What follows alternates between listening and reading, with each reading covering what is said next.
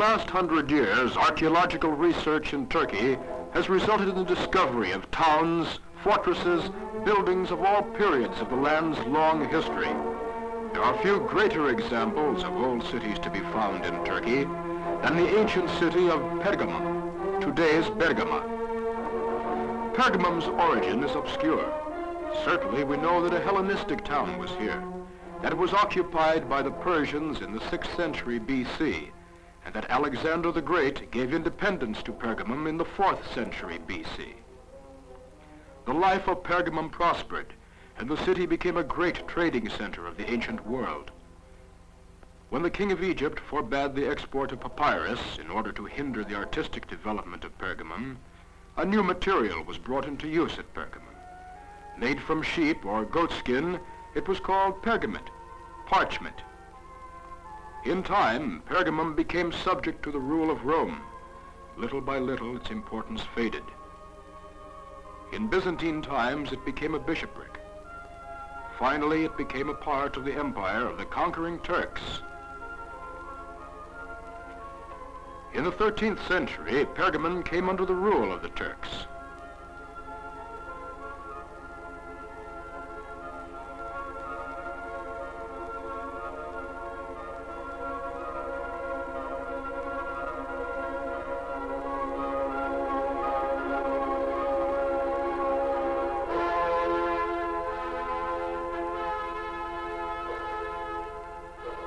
Pergamum is divided into two parts, the Asclepion and the town.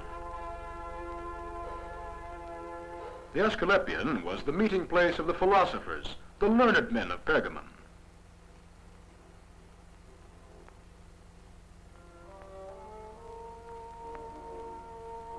It had its own theater, library, school of medicine, and temple.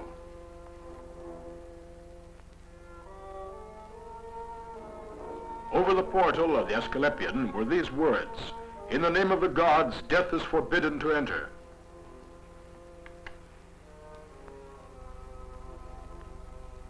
The library. The library contained 200,000 volumes.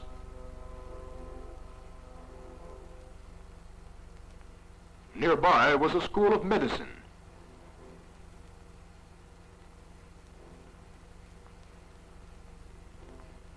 The hall that connected the library to the theater was decorated with magnificent columns.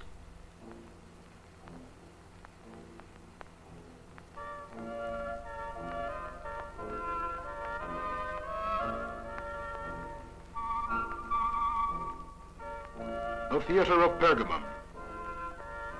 30 rows of seats. The seats decorated with the paws of lions.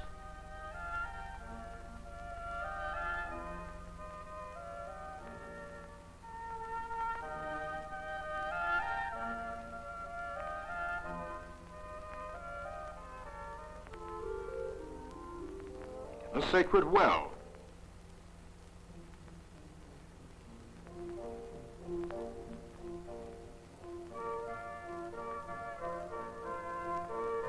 The sacred tunnel. 80 yards long, it leads to the temple of Telephorus.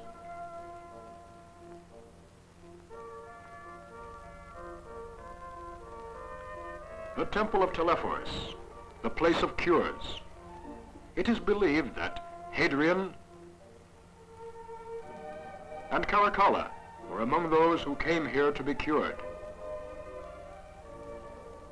The temple is circular, 200 feet in diameter.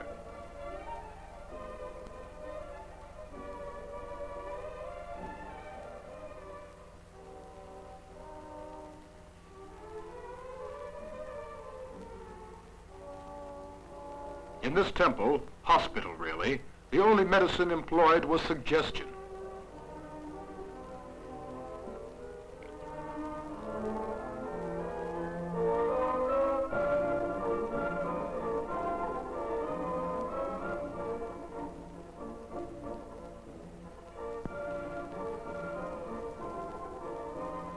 The amphitheater, built in the 3rd century AD, in the reign of Caracalla, could hold 50,000 spectators.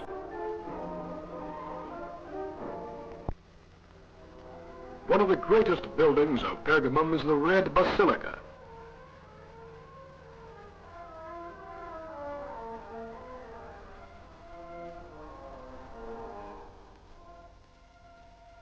The bridge leading to the portal of the basilica and the wall of the city.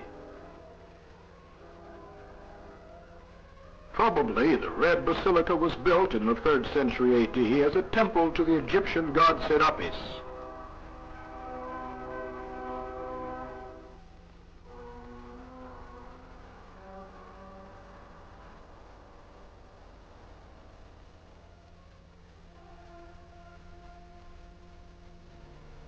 Under the Byzantines, it became a basilica.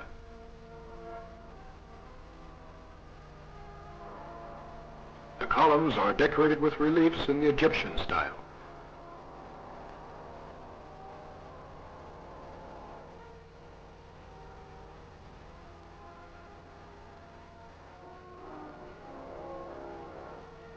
The altar of the basilica.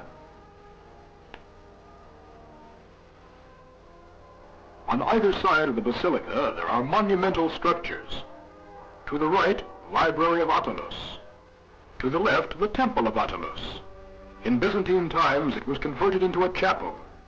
Long neglected, now it serves the worship of God again. For 15 years, it has been a mosque.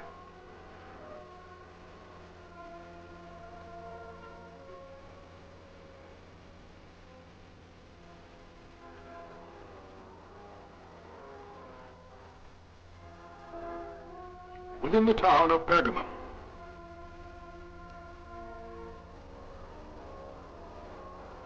The Royal Palace.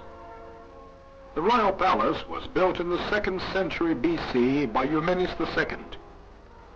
A magnificent monument of the Roman period, the Temple of Trajan.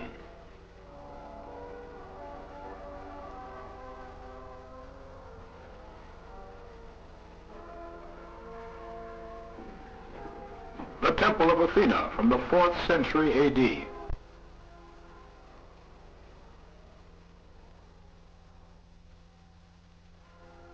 Here stood the statue of Athena.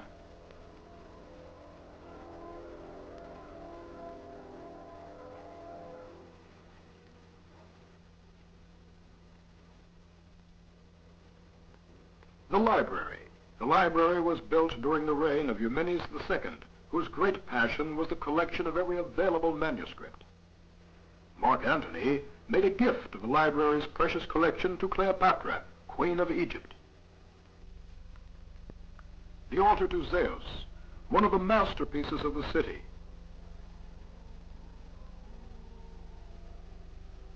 The altar is world famous for its great frieze that stood 8 feet high, representing the fight between the gods and the giants.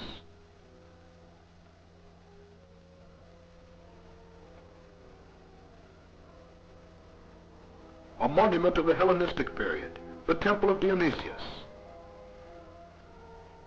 The temple was restored by Trajan and decorated with a series of magnificent reliefs.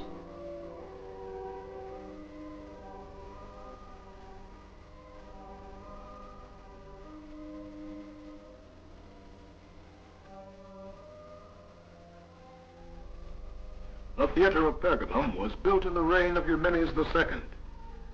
Containing 93 rows of seats, it had a movable stage of wood.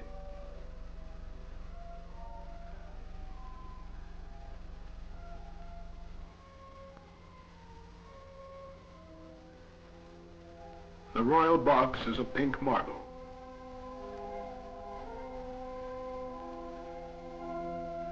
The Hellenistic gymnasium, built on 3 terraces, one above the other. The figure of Nike, victory, is vigilant over the silent city.